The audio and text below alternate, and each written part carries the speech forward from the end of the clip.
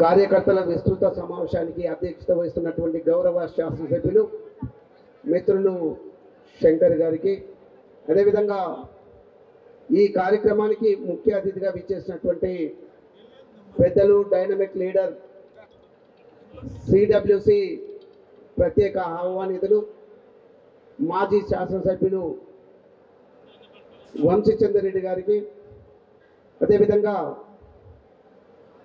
ఈ కార్యక్రమంలో పాల్గొంటున్నటువంటి గౌరవ శాసనసభ్యులు మక్తల్ శాసనసభ్యులు శ్రీహరి గారికి, అదేవిధంగా జడ్చల్ శాసనసభ్యులు అనిరుద్ధ్ గారికి,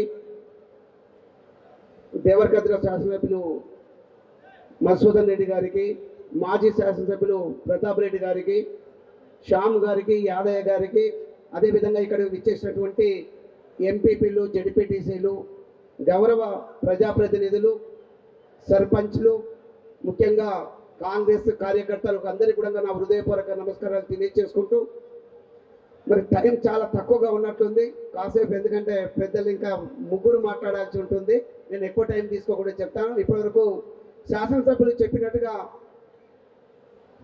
సిడబ్ల్యూసి మెంబర్ వంశీచంద్ర రెడ్డి గారికి చాలా మంచి గుణం ఉంది, త్యాగము కూడా చేసినటువంటి వ్యక్తి.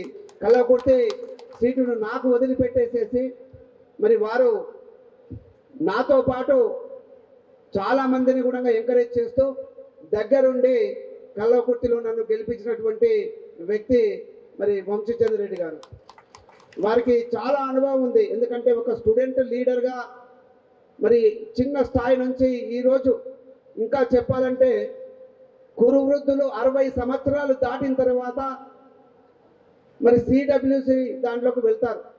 కానీ 50 సంవత్సరాల లోపు 40 సంవత్సరాల టైంలోనే వారు ఈరోజు సిడబ్ల్యూసి మరి మెంబర్గా అక్కడ ఉన్నారంటే వారి యొక్క ప్రతిభ, తెలివితేటలు, త్యాగ గుణము ఇవన్నీ కూడా దీనికి కారణం అని చెప్పేసి చెప్తున్నాను. ఈరోజు ఒక పొజిషన్లో ఉండాలి, ఎక్కడి నుంచో ప్రజల నుంచి ఎన్నుకోవాలి కాబట్టి ఈ ప్రాంతం నుంచి రావాలని అందరూ కోరుకుంటున్నారు, ఇక్కడికి వచ్చినారు.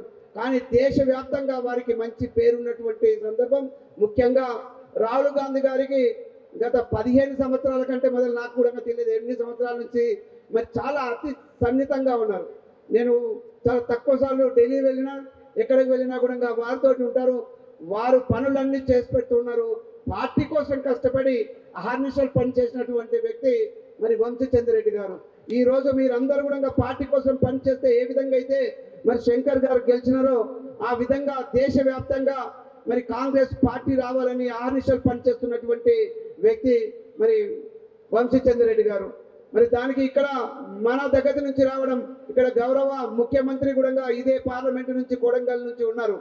వీరు కూడా ఇక్కడి నుంచి మరి పార్లమెంటు సభ్యునిగా పంపించినట్లు అయితే మన బాణి అన్ని కూడా వినిపించేసి ఇక్కడ కావాల్సినవి తీసుకొస్తారు.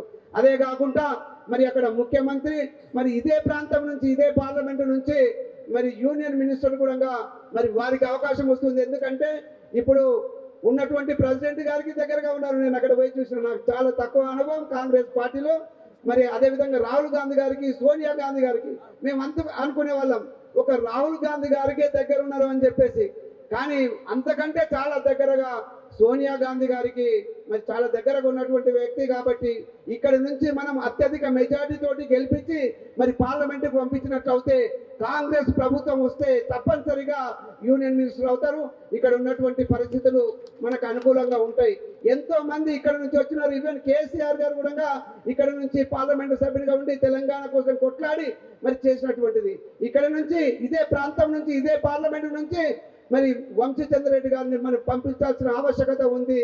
మరి చాలా తక్కువ మెజార్టీ అయినా ఎక్కువ మెజార్టీ అయినా ప్రతి ఒక్క కార్యకర్త ఇక్కడ పనిచేసినట్లు అయితే ఈరోజు మరి ప్రభుత్వం ఉంది కాబట్టి, కాంగ్రెస్ ప్రభుత్వం తెలంగాణలో ఉంది, మరి వారిని అత్యధిక మెజార్టీ తోటి ఈ ప్రాంతం నుంచి గెలిపించాల్సిందిగా నేను కోరుకుంటున్నాను. ఇదే ప్రాంతంలో ఇక్కడే నేను ఇంటర్మీడియట్ ఎడ్యుకేషన్ చేశాను. చాలా మంది మిత్రులు ఇక్కడ ఉన్నారు. వారందరూ కూడా మంచి క్యాండిడేట్ ఇక్కడికి వస్తుండ్రు పార్లమెంటు సభ్యులుగా. మరి నీకు అక్కడ త్యాగం చేసి ఇచ్చినారు కదా, నీవు కూడా వస్తున్నావు అని చెప్పేసి నన్ను అడిగినారు. మరి కాంగ్రెస్ పార్టీలో చాలా డిసిప్లైన్ ఉన్నటువంటి పార్టీ. పెద్దలు నిజంగా చూస్తుంటే చాలా గర్వంగా అనిపిస్తుంది. కాంగ్రెస్ పార్టీకి ఉన్నటువంటి ఔన్నత్యం ఎట్లాంటిదని అంటే డాక్టర్ రామకృష్ణ గారు గాంధీ హాస్పిటల్ తర్వాత ఈఎన్టీ హాస్పిటల్ సూపరింటెండెంట్ గా పనిచేసి మరి ఇక్కడ సేవలు చేసినటువంటి వ్యక్తి ముందు కూర్చొని ఉన్నారు. కాంగ్రెస్ పార్టీలో ఎంత డిసిప్లిన్ ఉందని చెప్పడానికి కార్యకర్తలందరూ కూడా మరి ఈ విధంగా పనిచేస్తే మరి వారికి ఎంతో మంది వందలాది మంది ఆయన కన్సల్టెన్సీ ఎప్పుడు క్యూ కట్టుకొని ఉంటారు. నేను కూడా అక్కడికి వెళ్ళినప్పుడు నాకేదో నోటు ప్రాబ్లం ఉంటే వెళ్తే ఆ రోజు కూడా ఉన్నారు. అలాంటి వ్యక్తులు ఇక్కడ ఉన్నారు. అందరు కూడా విద్యతో కూడుకున్న వాళ్ళే ఎక్కువగా ఇక్కడ ఉంటారు. అంటే అందరికి చదువు నేర్చుకున్న వాళ్ళే ఉంటారు.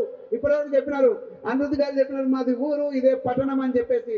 ఈ పట్టణ ప్రాంతం నుంచి కూడా మంచి ఓట్లు మరి తీసుకొచ్చి మరి వంశీచంద్రెడ్డి గారిని గెలిపించాల్సిన ఆవశ్యకత ఉందని చెప్పి తెలియజేస్తూ, వారికి ఇంకొకటి కూడా నేను చెప్తాను, వారికి ఉన్నటువంటి గుణాలలో ఒక కమిట్మెంట్, దేన్ని కూడా తప్పుగా మాట్లాడాడు.